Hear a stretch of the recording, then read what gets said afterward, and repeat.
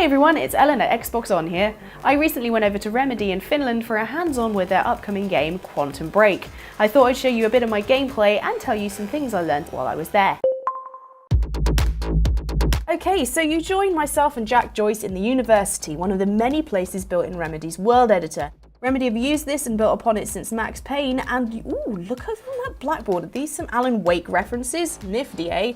Well, this lecture hall also shows us how the time powers are deeply interwoven with the story. If you use time vision, Jack can see time echoes. See certain things that happen leave echoes in time that Jack can use to help him. In this case, to see where Monarch have taken his brother. Looks like they're taking him upstairs and sounds like they're heading towards the library to see the boss. Anyway, let's follow them through this door and okay, so now we've scared the crap out of ourselves and these gunmen, the game is going to teach us how Jack just did the time dodge. This is a hugely useful move, allowing you to dodge bullets and get to safety before you get shot to pieces. Quantum Break carefully introduces each move through specific parts in the story like this, so the player not only gets a tutorial on how to use the move, but it also fits in nicely with Jack's origin story, with him learning as the player learns.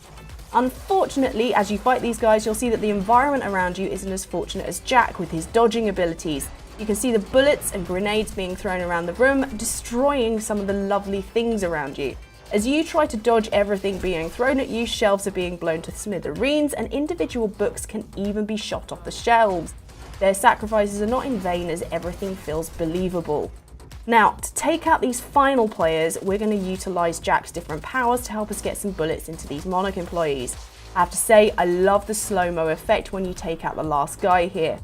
Take out these last guys who are about to come in through this door, we can use the time dodge to get right up into their faces for a surprise attack. Oh, here we go, and that's the last time you'll mess with Jack Joyce. Remedy have worked extremely hard on motion capture to make the world of Quantum Break seem as real as possible, using real actors to bring a full performance to the game and to tie it into the live shows. As you're introduced to Jack's abilities, both his and Will's reactions feel authentic. Even with no dialogue, you can tell what they're thinking thanks to their facial expressions and body language. You can almost see Jack's thought processes as he realises what he can do and what he must do to save his brother. It's really well done and paints a great believable origin story. Motion capture was also used to help get authentic movement from the actors within gameplay. One prime example is in a section where Jack and Will have to hide to avoid the Monarch guards. Their movement as they move into the vents helps build up the tension as they move as quietly but as quickly as possible. Ultimately, this little section is a break in combat so Will can fill Jack in on his side of the story. But by framing it like this and capturing excellent natural performances from Shawn Ashmore and Dominic Monaghan, it allows it to be an extra tense moment in the game. Glad to be out of there. Another example is when a time stutter occurs and players are introduced to Jack's ability to unfreeze people. Jack's uncertainty is shown by his movements, and when Will is able to move again, his stumble into the stutter and his reaction feel genuine.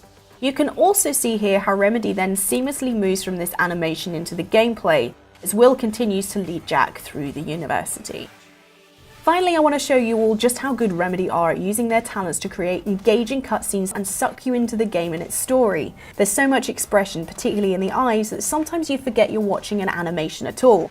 I mean, just look at how they've captured Aidan Gillen's evil knowing look. This, along with the camera work, really puts you in the heart of the action.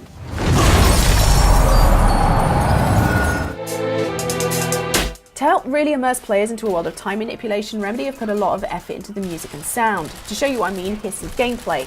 To make it easier to deal with this guy here, I used Jack's time shield. You might notice that everything sounded slightly different. The alarm noise was muffled, the sounds from Jack's gun were slightly distorted, and you really felt like you're in a bubble. Now, here is where I can show you some really cool sound stuff. As the vehicle crashes through the gates, a time stutter occurs. Time comes to a complete standstill, so sound will move differently here.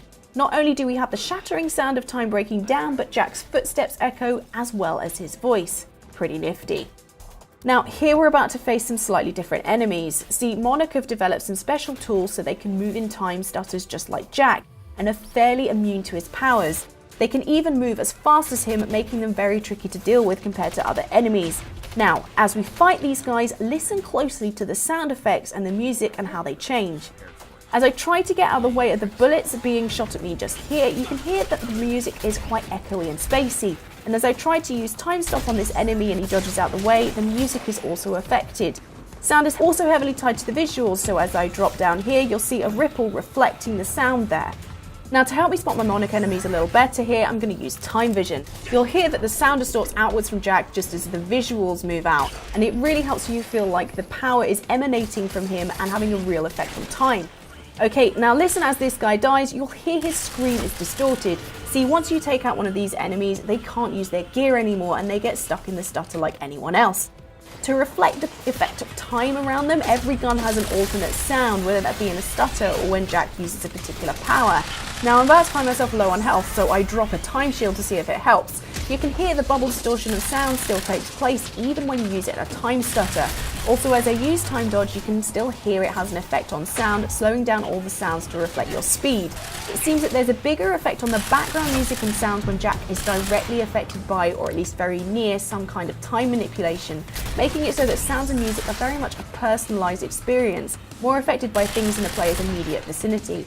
So the music is not only dynamic in that it changes once Jack starts or comes to the end of an encounter like he's about to now, but it's also dynamic on another level as it changes and reacts to the changes in time within the gameplay, helping to add weight to the powers in a way that simple dynamic music just could not. All in all, it's pretty nifty, and also means that no two Quantum Break soundtracks will ever sound exactly the same, which I think is pretty cool. So that was a quick look at Quantum Break. Give us a thumbs up if you found it helpful. If you want to find out more, make sure you subscribe and check out our studio tour with my super cool snowball fight with Sam Lake. Thanks for watching. Bye!